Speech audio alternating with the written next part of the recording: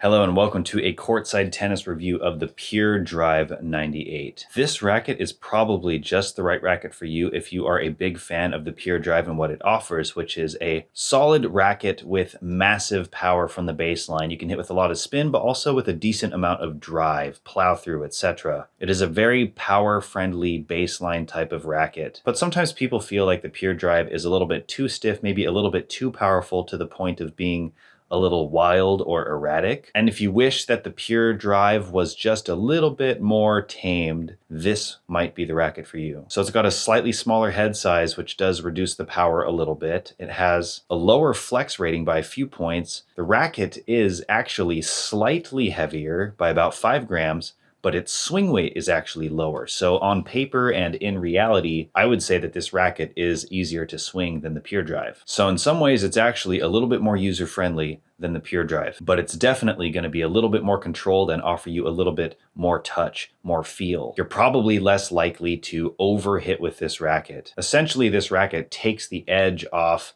of what makes a Pure Drive too much of a Pure Drive, and it dials that back a little bit in a package that they are calling the Pure Drive 98. Now, they used to be called the Pure Drive VS series, but I think the marketing got a little bit confusing with that, and it's just part of the Pure Drive family now. And the aesthetic of the racket looks much more like a standard Pure Drive than the Pure Drive VS did. However, it does have a pretty distinguishing characteristic, which is this red grommet detail. The very inner part of the grommet is red around the headguard portion as well as on the inside, where the grommets actually pop out and the strings come through. So that's pretty eye-catching. All in all, if you're looking for a Pure Drive that isn't too much of a Pure Drive, this is a racket worth checking out. And I think the fact that it's slightly lower in the swing weight rating does actually open up some potential for a wider range of players to use that racket, as well as the ability to customize the way in which it plays with placement of lead tape and so on. All of which is very cool. And a lower flex rating, a thinner beam, a smaller head,